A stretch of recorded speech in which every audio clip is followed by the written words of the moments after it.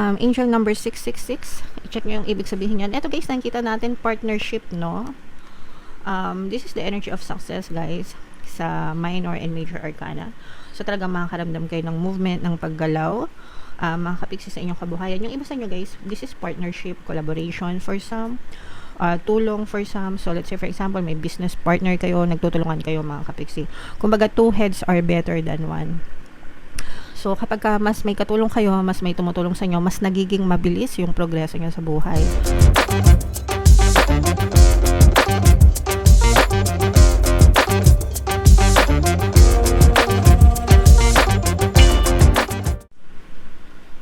Hello guys, hello Aquarius, welcome back to Pinay Pixie Tarot. Ang pamagat ng episode natin for tonight is Money Money Come to Me. Ito yung ating money reading mga kapixie para sa Aquarius ngayong June, Sun, Moon, Rising, Sign, and Venus. Unahin natin tong deck na to guys. Ito yung mga money manifesting techniques para sa inyo. And by the way mga kapixie, sa mga naghahanap ng mga pampaswerte na mga lucky charms, lucky bracelet, mga kapixie, may mga items tayo sa description box nitong video.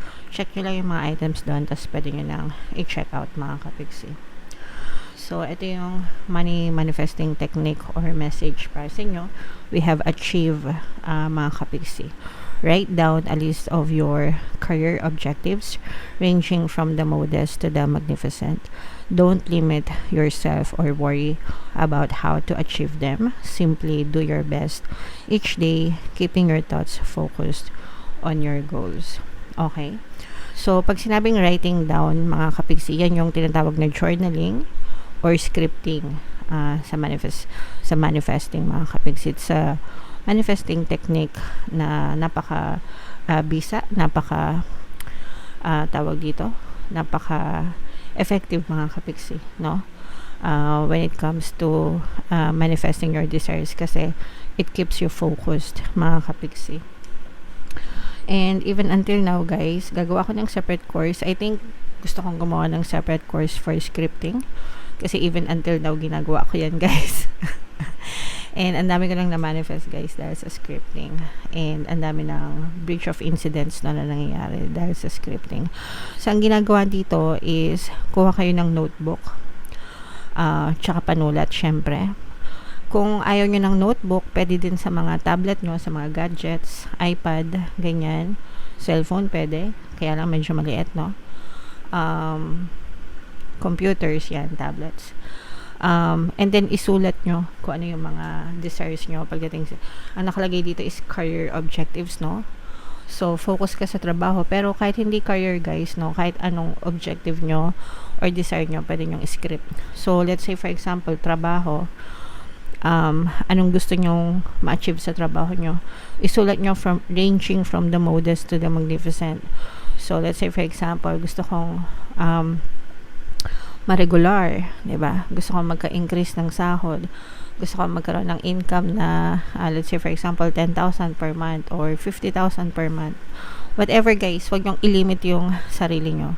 Gusto kong ma-promote as manager, gusto kong ma-promote as supervisor, no? Don't worry. Una, don't limit yourself. Huwag nyong ilimit yung sarili nyo. Pangalawa, don't worry how to achieve it, okay? Kasi hindi naman ikaw yung gagawa ng move para ma-achieve mo yon. Although, yung mga ginagawa mo sa physical reality, syempre kailangan align dun sa mga goals mo. Pero si universe yung magmo-move sa'yo ng mga sitwasyon sa bagay mo, sa paligid mo pala, para ibigay yung desire mo, okay? Don't ask how or why or when ibibigay sa'yo ng universe. Just simply do your best each day, na dapat nakafocus yung thoughts mo dun sa sinusulat mo, dun sa mga goals mo, okay? So again guys, this is a very effective technique, journaling mga kapixie, no? Sulat nyo yung mga desires nyo. The reason why sinusulat nyo is para makafocus kayo, and every time na nagsusulat kayo guys, nag-create yan ng neural pathway sa brain nyo, sa utak nyo. So natitrigger yan, nasasave yan sa subconscious mind nyo, as in. Alright. Kung gusto nyo matuto ng mga manifesting techniques guys, pwede kayo mag-join sa membership program natin. Okay, click nyo lang yung join button sa video. So tingnan natin yung ganap sa buhay nyo, sa kabuhayan, no? sa kaperahan. Shuffle ko to guys. Habang sinashuffle ko to, panoorin nyo muna yung video natin regarding sa ating paano mag-manifest ng abundance video course.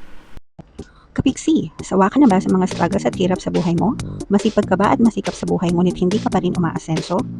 Ilang beses ka na bang nag-attempt magnegosyo at mag-invest pero palagi ka pa rin nalulugi? Sa pagkakataon na ito ay maaaring may subconscious beliefs ka na nagiging balakid sa iyong pag-unlad at pagyaman. Introducing, paano mag-manifest ng abundance video course. Dito ay matututunan mong ma-overcome ang mga balakid mo para tuluyan ka ng umunlad, umasenso, sumagana, maging matagumpay, successful at maswerte sa iyong kabuhayan, pera, trabaho, negosyo sa lapi at kaperahan ng bonggang-bongga.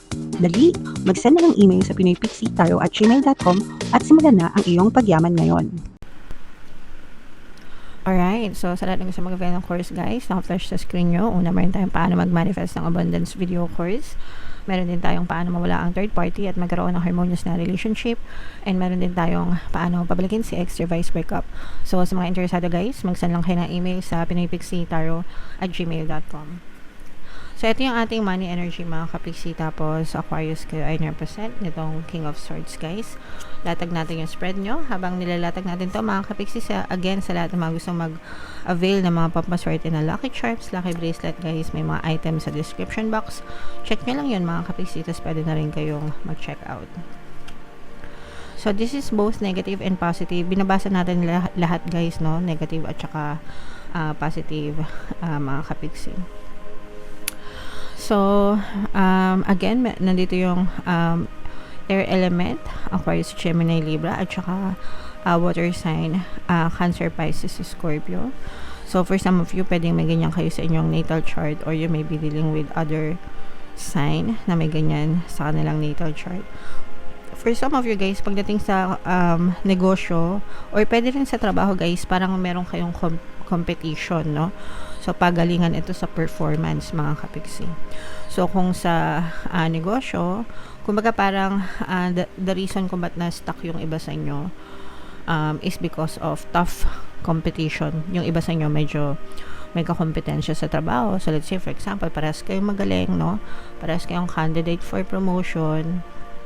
So, medyo git-gitan kayo sa promotion, mga kapiksi. O kaya naman, sa negosyo, ganun din. Git-gitan sa promotion sa negosyo, mga ganyan. And okay lang yun guys, as long as it's a healthy competition, no? Basta, kasi kapag may competition, it will bring out the best in you. So, make sure na mag-focus kayo sa sarili nyo guys, wag dun sa competitor nyo, no? Kasi merong ibang tao na para umangat sila, ang ginagawa nila, binababa nila yung ibang tao, sinisiraan nila.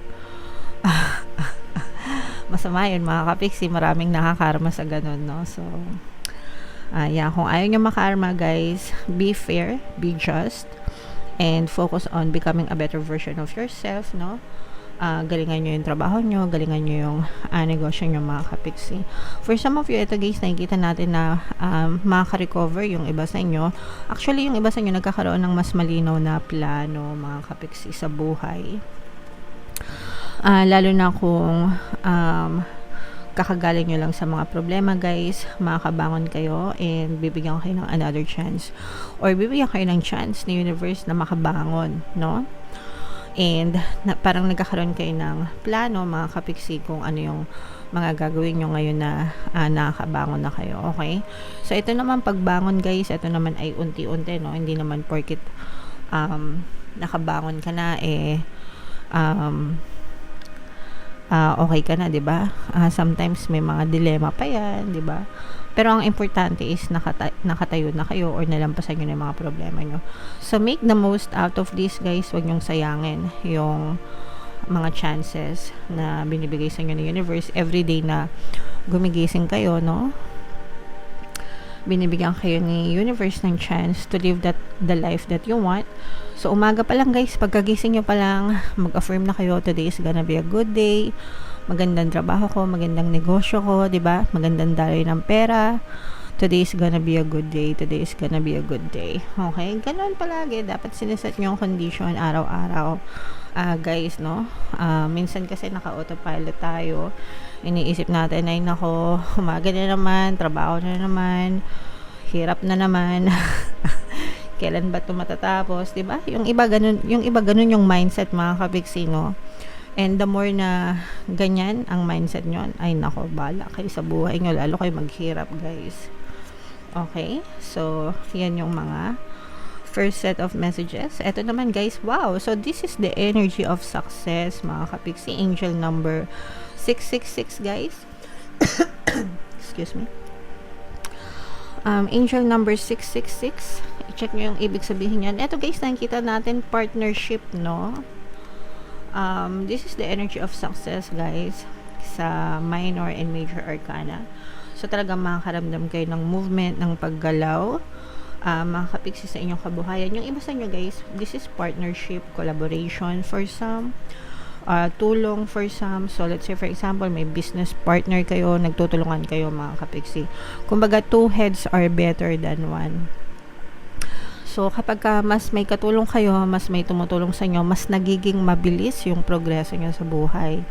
Pagdating sa finances, so let's say for example, kung may negosyo ka, yung mga business partners mo, mas nakakatulong sila sa inyo, mas nagiging mabilis yung negosyo nyo dahil sa mga tulong nila.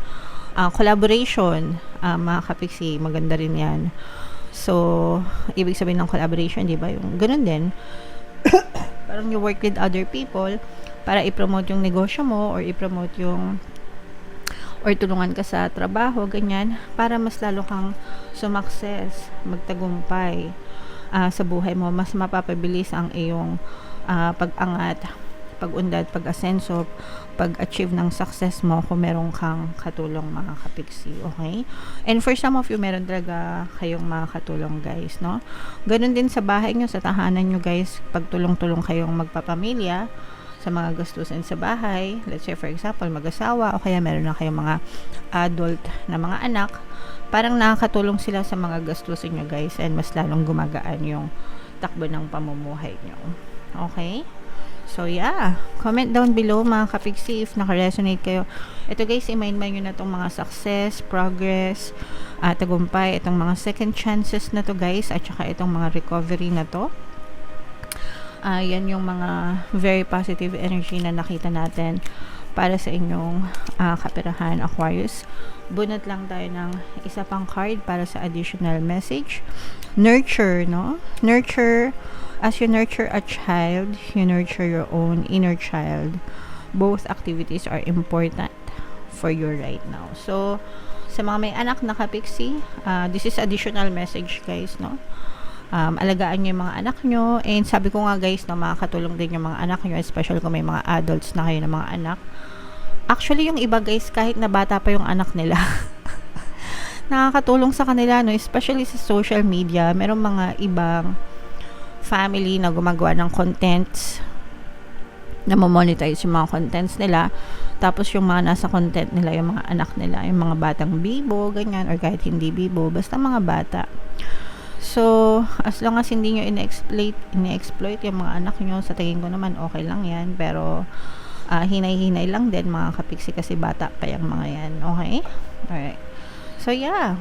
Comment down below, guys, if feeling nyo naka-resonate kayo. For more tarot readings, guys, ito yung playlist nyo. Ito naman yung ating success stories ng paano mag-manifest ng abundance video course. Thank you for liking, sharing, and subscribing. See you next time, mga kapiksi. I love you all. Have a nice day. Bye-bye.